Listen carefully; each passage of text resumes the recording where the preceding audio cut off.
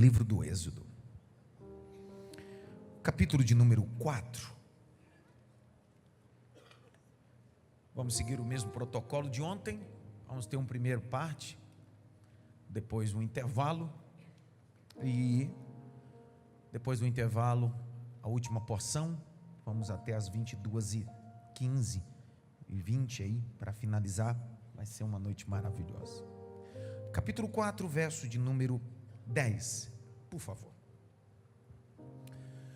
Então Moisés disse ao Senhor: Senhor, eu nunca fui eloquente, nem no passado, nem depois que falaste ao teu servo, pois sou um homem pesado de boca, pesado de língua. O Senhor respondeu: quem é que fez a boca do homem? Quem faz o mudo ou o surdo? Ou o que vê? Ou o cego? Não sou eu, o Senhor. Agora vá, eu serei com a sua boca e lhe ensinarei o que você deve falar. Pega a caneta, volta o verso 12, caneta, sala de aula, conferência, caneta. Levanta a caneta assim, só para me ver. Levanta assim. Se tiver alguém do seu lado aqui que não trouxe a caneta, bate na cabeça dele. Cadê sua caneta? Cabeção. Caneta. Você não veio num culto, conferência. Outro dia eu fui convidado para ministrar numa conferência. Cantou o ciclo de oração, as crianças, o coral, cantou todo mundo. Aí eu disse: isso aqui não é uma conferência, isso aqui é um congresso. Aí eu disse: abra comigo a Bíblia. A maioria das pessoas nem a Bíblia trouxeram. Falei: anote tal coisa. As pessoas não trouxeram caneta. Pessoal, conferência é conferir. Conferência trata de ter a capacitação de conferir o que está sendo dito, ok? Conferência não está preocupado com arrepio. Conferência trata de raciocínio, capacidade de inculcar ou relembrar aquilo que já foi dito. A gente vive uma mentalidade tão assim sobre coisas novas, grite bem alto, coisas novas, que até o texto de Mateus 6,33 a gente lê errado, cita errado. A maioria das pessoas citam aquele texto, quem é seminarista, eu já dei essa matéria para vocês sobre exegese crítica textual, mas a pessoa está tão apressada naquilo que Deus vai fazer de novo, que esquece de conferir o que ele disse. Mateus 6,33 diz assim: buscai primeiramente o reino de Deus e sua justiça. E o que? Não tem demais, é estas. Todas estas, não é demais. Porque ele está falando de conferir. Ele diz: confere o que eu já disse. Todas estas, confere. Não tem demais. Então, na preocupação de coisas novas, a gente deixa de conferir o que Deus já falou. E o que ele disse, está dito, nunca será apagado. Então grite bem alto: conferência é diferente de congresso. Levanta a caneta. Não trouxe a caneta? Pronto, pega essa caneta, circula essa palavra que está aí: ensinarei. Circula em casa também, você que está aí, circula na tua Bíblia: ensinarei. Quem vai ensinar para Moisés? Quem? Então, Senhor, Deus, Yahvé, Baruch Hashem, vai ensinar a Moshe. Olha, dá para imaginar uma escola? Aula VIP. Não, pelo amor de Deus, presta atenção aqui. Aula VIP. Moisés, eu fechei a universidade só para você. Senta, que eu vou te dar aula particular. Esse é o sentimento nosso, né? Glória a Deus, aleluia. Olha o verso 13, olha Moisés. Porém Moisés respondeu e disse: Senhor, eu não quero não. Como é que é? Eu não quero não. Pode dar aula para outro. Aí olha verso 14. Moisés, eu vou te matar. Parafraseando, Deus está irado com o camarada, porque Deus está dizendo assim: eu decidi dar aula particular para você. Eu decidi dar o meu tempo para você. Eu decidi ensinar o beabá para você, e ao invés de você pegar a oportunidade, você está terceirizando a oportunidade. Sabe qual é o problema da vida? É que a gente reclama daquilo que a gente abriu mão ontem. E quando a gente percebe que outras pessoas estão fazendo só porque você deixou de aproveitar a oportunidade da sua vida. Então grite bem alto: Deus, estou disponível. A ira do Senhor se acendeu contra Moisés, e o Senhor disse: Arão, o levita, não é seu irmão? Percebeu? Quem sugeriu Arão não foi Moisés. Quem sugeriu Arão? Quem? Então Deus tinha outra opção. Fala comigo, Fausto. Deus tinha outra? Só que Deus estava dizendo assim: para amanhã você não dizer que eu não quis fazer com você. Eu te dei a oportunidade, Moisés, mas eu tinha outras opções. Se você pegar a caneta e anotar essa informação, vai dar tempo a gente abrir a referência, mas Lucas capítulo 5, verso 1 a 3, o texto diz assim: e foi Jesus à beira do mar da Galileia, 14:21, comprimento e largura, e viu 2 barcos às margens. Quantos barcos? Quantos barcos? O texto de Lucas, é Lucas que está narrando. Lucas não esteve lá. Se Lucas está narrando o encontro de Jesus e a pesca que vai acontecer, então por que ele detalha 2 barcos? Ele poderia ser pontual. Então Jesus estava à beira do mar da Galileia, então viu o barco de Simão Pedro, entrou no barco, porque o fato é Pedro, o barco de Pedro e a pesca, sim ou não? Só que Lucas está deixando bem claro: isso aqui não é invenção minha. Ele tinha outra opção. Ele não tinha um barco só, ele tinha outro barco. Ele decidiu entrar no barco de Pedro, mas se Pedro não quisesse, ele entraria no outro e fazia a mesma coisa, porque ele é o Senhor. Sabe qual é o problema da vida? Que a gente acha que Deus só pode fazer através de nós. Deus quer te usar, mas não depende de você. Tudo bem, vai. Então a ira do Senhor se acendeu, e Arão, o levita, não é teu irmão? Eu sei que ele fala fluentemente. Por que Deus escolhe os caras que não sabem fazer? Deus sabe que você não sabe fazer tudo, cara. Eu já disse aos meus alunos aqui que eu sou muito ruim para tecnologia, a grau ponto que eu não consigo fazer meus slides. Eu não sei fazer slide. Eu não sei mexer no PowerPoint. Eu não sei. PowerPoint? Que mano é PowerPoint? Eu sei mexer nessa desgraça nada. E está tudo bem. Eu não preciso saber tudo. Eu não preciso ser bom em tudo. E essa é a beleza do reino e da graça de Deus. É porque eu não sou bom em tudo que Ele diz. Eu sei sua limitação. Eu sei naquilo que você é bom e eu sei naquilo que você não é bom. Então naquilo que você não for bom, se você sentar eu te ensino e meu nome é glorificado. Tudo bem, vai. Eis que ele vem ao seu encontro. Ó, Deus está dizendo, ele está vindo aí. Ao ver você, alegre-se o seu coração. Olhe para cá. Deixa eu falar 5 minutos disso aqui, rapidinho, alguns pontos. Moisés é a persona mais importante dentro da cultura judaica, lado a lado com um pai da fé chamado Abraão. Dwight Little Moody disse que Moisés é o tipo do homem que viveu 3 períodos da vida. Dwight Little Moody diz que ele viveu 120 anos, 40 anos no Egito, sendo educado, recebendo todas as informações, 40 anos na casa de Jetro, seu sogro. Com a filha de Jetro teve 2 filhos, e 40 anos no deserto liderando. Dwight Little Moody disse que os primeiros 40 anos foi Deus mostrando para Moisés que ele era alguém. Dwight Little Moody disse que o segundo período dos 40 anos na casa de Jetro, apacentando as ovelhas de Jetro, era Deus mostrando para esse Moisés que ele era um ninguém.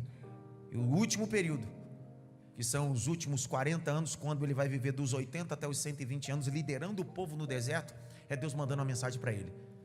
Quando eu mostrei para você que você é um ninguém, eu uso um ninguém para a glória do meu nome. Esse é o contexto. O Moisés do capítulo de número 3 é uma sarça que queima. Moisés está sendo confrontado aos 80 anos por uma chamada. Grite bem alto: chamada. Chamada. Não há ninguém que Deus não queira usar sem antes dar para ele uma grande visão. Deus é especialista em dar uma grande experiência e uma grande visão. Deus está dando a esse camarada na planície. Essa sarça está queimando, capítulo 3, verso 14. Ele pergunta: quem eu direi que tu és? O Senhor diz que é Arrié, Axé, Arrié. Eu serei o que serei. Eu sou antes, eu sou depois, sou o presente, sou o futuro, sou atemporal. Só que o capítulo de número 4, Moisés está vivendo uma crise. Dentro dessas crises, nós chamamos a síndrome do impostor. Grite bem alto: síndrome do impostor. É autossabotagem. É autossabotagem. Deus diz para Moisés: eu te chamei, eu vou te usar. Você será um legislador, você será uma ferramenta hábil na minha mão. Capítulo 4, verso de número 10. Então Moisés disse, 4:10: ah, Senhor, eu nunca fui eloquente, nem no passado, nem depois que o Senhor falou ao teu servo. Ele está dizendo do capítulo 3. Ele está dizendo: depois da experiência que eu tive no capítulo 3, não mudou nada. Você está vendo a loucura da crítica textual? Ele está dizendo assim: Senhor, eu já era ruim falando. Eu pensei que depois daquela sarça, um fogo ia sair, ia tocar na minha língua, eu ia começar a falar eloquentemente, mas não mudou nada. Porque o encontro com Deus não muda a tua língua, não muda a tua fala, muda teu coração, muda a tua mente. Por quê? Porque o encontro com Deus não te dá performance, porque não é a missão desse encontro. Aí ele diz: nem no passado, nem depois que falaste com o teu servo, pois eu sou pesado de boca e pesado de língua. Um dos mais brilhantes rabinos, Rashi, dentro da comunidade judaica, é um dos mais brilhantes, nascido na França. Ele é um dos comentaristas do Talmud e da Torá. Ele vai dizer que algumas facetas podem ser atribuídas a essa dificuldade que o texto não é claro em dizer. Pesado em palavras, outros dizem sobre ele ser gago, outros dizem sobre outra coisa. Só que Rashi, segundo o Talmud, ele vai dizer bem assim: a preocupação não é se ele é ruim na eloquência, a preocupação não é se ele é gago, a preocupação é que ele teve uma faceta de importância, ele identificou um problema. Eu gosto dessa primeira parte de Moisés. Ele consegue ter a capacidade de identificar uma limitação dele. Sabe qual é o problema da vida? Não é identificar uma limitação, é potencializar essa limitação a grau ponto que isso possa impedir de Deus fazer alguma coisa através de você. Assumir que sou fraco, assumir que sou defeituoso em tal demanda, isso é uma qualidade. Quando isso se torna um problema, quando eu começo a potencializar esse problema como um problema que pode me dificultar ou me paralisar de realizar alguma coisa para esse Deus. Ele diz: eu não sou eloquente, depois que falaste ao teu servo, que eu sou pesado de boca e pesado de língua. Verso 11. O Senhor respondeu: quem fez a boca do homem? Quem é que fez a boca do homem? Quando eu olho esse texto, um outro rabino vai dizer que a ideia de Hashem é se assentar Moisés no colo. Sabe como um pai senta com um filho e diz assim: fica tranquilo, o papai está aqui. Um dos comentaristas mais importantes, rabino da Alemanha, diz bem assim: parece que o Eterno está sentando o velho Moisés de 80 anos como um menino de 5, sentando no colo e dizendo assim: quem é que fez a boca? Quem é que faz tudo? Quem é que manda em tudo? Aos 80 anos, Deus está dizendo para um velho: você tem tanta idade, mas não entendeu que eu sou o Deus que criei céus, criei terra e criou tudo. Porque qual é o grande conflito? Deus havia dito a Moisés que enviaria 10 pragas. Quantas pragas? E essas as pragas deveriam se manifestar através dele. Através de quem? Através de quem? De Moisés. Deus usaria Moisés. Deus precisaria de Moisés? Deus precisaria de Moisés? Sim ou não? Não. Deus achou por bem: eu quero lhe usar. Olha isso daqui. Deus nos convida a participar de coisas para que nós possamos fazer aquilo que é mais simples e Deus fazer aquilo que é mais difícil. O que é mais difícil? Criar ou nomear? O que é mais difícil? Criar ou nomear? Imagina, não existe um elefante e Deus disse: terra, produza elefantes. Terra, produza. Terra, produza. De repente Deus diz assim: eu produzi, através da minha palavra a terra produziu. Águas, produz os peixes começam a aparecer. Aí Deus chama Adão e diz assim: eu fiz o mais difícil, agora você coloca o nome, porque o mais fácil você faz. Toda vez que Deus nos convida para um projeto, Ele não nos convida para fazer o mais difícil, sempre o mais fácil, porque o mais difícil quem faz é Ele. Por isso que a glória do projeto é dele. Então Deus está dizendo assim: sabe essa madeirinha? Eu vou usar essa madeirinha. Sabe você? Eu vou usar você. Mas se você não quiser, eu uso o outro. Eu não dependo de você, eu quero usar você. É na mão de alguém assim, diz assim: Deus quer usar você. Deus quer usar você, Ele quer. Cada divindade ou cada praga vai desconstruir ou vai tirar, desmamar, deformar uma divindade da mitologia egípcia. Isso aí já é sabido de nós outros. Eu vi o Júlio César falando uma coisa sobre 24, 27 horas que demorou a saída do povo do Egito. Eu fui ler o Talmud para rever essa informação. O Talmud diz que foram 26 horas. O povo gastou 26 horas para sair do Êxodo capítulo 12 e 13. Todos os comentaristas vão dizer isso. Então Deus, em menos de 48 horas, 30 horas, 26 horas, para ser preciso, esse povo vai sair. Só que eles vão sair e Deus enviou 10 pragas. Quantas pragas? Outros comentaristas vão dizer que o tempo que essas pragas duraram foi entre 1 ano e 1 ano e meio. Dá para anotar isso? Da primeira praga até a última praga foi o tempo de 1 ano, 1 ano e meio.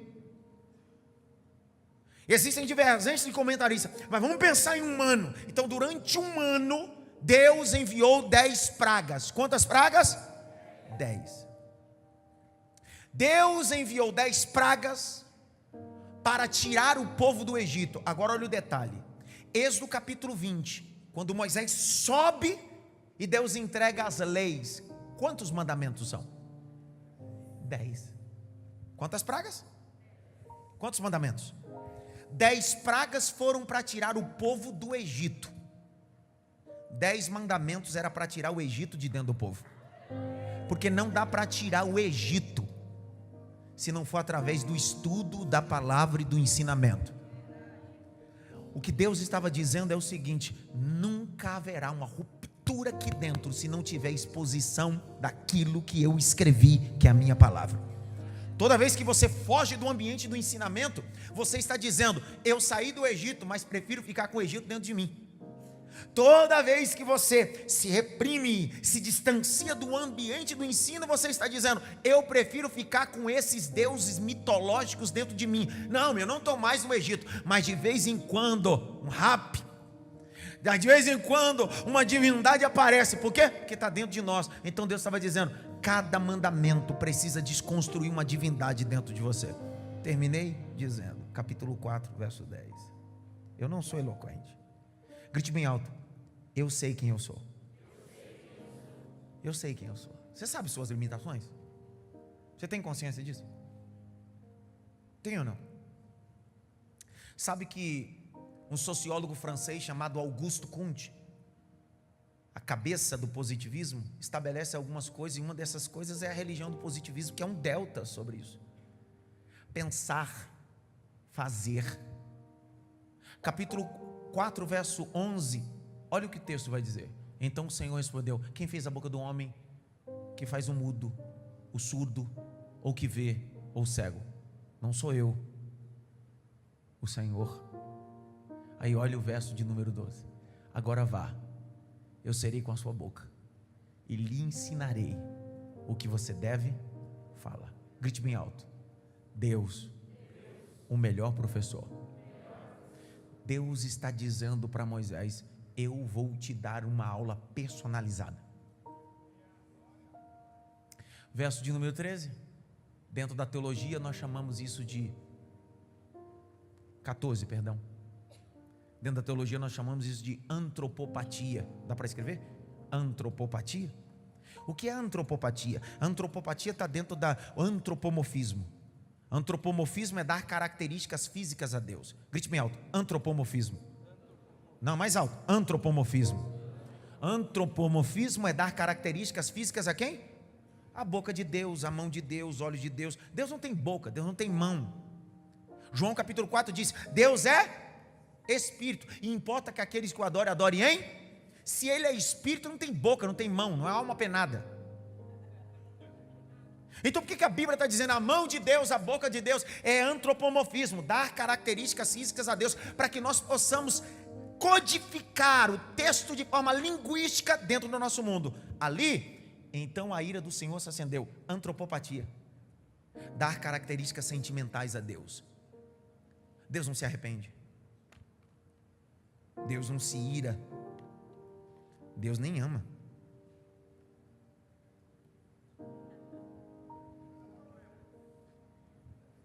Como é que Deus não me ama? Não te ama.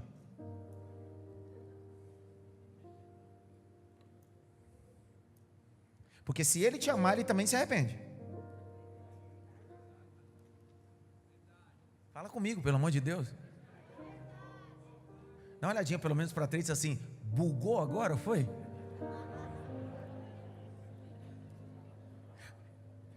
Por isso que isso aqui não é culto, é ambiente para ensinamento. Eu acabei de explicar para vocês sobre antropomorfismo. Deus não tem mão, Deus não tem boca. E o texto diz: e a mão de Deus, a boca de Deus, são características linguísticas para codificar aquele que está lendo, eu. Antropopatia dá características sentimentais a Deus. Deus não se ira, Deus não se arrepende. Por isso que você vai encontrar texto na Bíblia dizendo assim: e Deus se arrependeu. Aquilo é para deixar o texto explícito ao meu mundo de compreensão. Mas Deus não se arrepende. Por quê? Porque antes de eu falar, Ele já sabe o que eu vou falar. Antes de eu chegar amanhã, Ele já está no meu amanhã. Ele não tem como se arrepender. Ele é Deus. Ei, amor é um sentimento humano. Dentro do grego koiné, a maioria das expressões é agapausme, agape não, agapausme, o verbo em ação. Deus está acima do agapausme. Deus está acima do ahavá em hebraico, que é amor. Deus está acima de qualquer sentimento humano. Ele é Deus, dele emana as coisas, Ele é a fonte de tudo. Mas trazendo para a nossa linguagem, Deus se ira contra Moisés e disse: Arão o levita não é teu irmão? Fechei a Bíblia e faço a seguinte pergunta: posso ou não? Sim ou não? Deus sabia que Arão falava melhor do que Moisés, mas o que Deus queria fazer com Moisés era ensinar ele a falar. Quando ele aborta o projeto, Deus disse: está tranquilo, teu irmão está chegando, ele fala bem, habilidoso, fechado. Só que amanhã não reclame quando você descer do monte. E não vai matar ele não, mata os outros, mas ele deixa vivo. Entenderam nada? Não reclame amanhã quando você descer e descobrir que um bezerro que foi construído foi ele que... Então você pode puxar a espada e pode matar todo mundo, mas não aponte a espada para ele, porque ele é o resultado da sua omissão que você não quis assumir no dia que eu quis sentar com você e te ensinar. Posso falar uma coisa para você? Na minha vida, Arão não fala. Pode demorar 20, 30 anos, mas eu vou ficar na escola com Deus e Ele vai ter que me ensinar. Quer que Arão? Não, Arão aqui não vai falar não, quem vai falar sou eu. Não, Arão não. Está na hora de você assumir, não o microfone, assumir o papel, a caneta, e se submeter ao ensinamento desse Deus Todo-Poderoso. Levante assim a mão, assim bem alto, grite bem alto: Espírito Santo, mais alto: Espírito Santo, me ajuda a tomar vergonha na cara. Pronto, bate pelo menos em 3 mãos, você toma vergonha na sua cara. Olha que maravilha, que tremendo. Teve gente que ficou arrepiada aí agora. Foi ou não foi? Você sabe que a palavra ensinar, grite bem alto, ensinar, é darash. Grite bem alto, darash. A palavra darash em hebraico significa examinar, dedicar-se. E toda vez que você se debruça a ser ensinado, demanda tempo. Por que Moisés não quis? Porque a proposta de Deus não era instantâneo. E não significa que Deus não pode fazer coisas instantâneas. Só que Deus está dizendo, o que eu tenho para você não é instantâneo agora.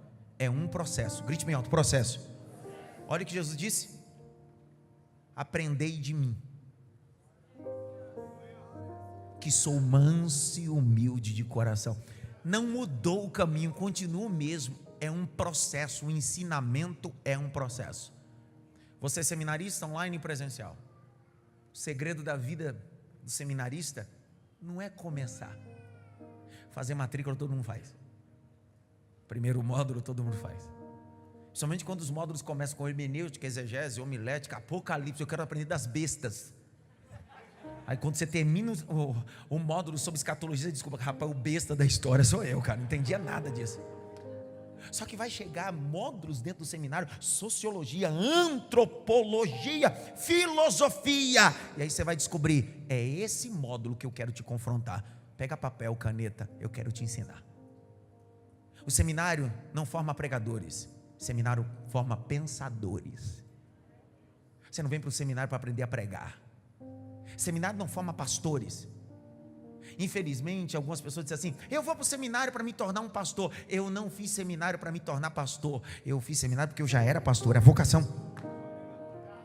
Só que eu não fiz seminário para ser pastor, me tornar pastor. Eu fiz seminário para aprender.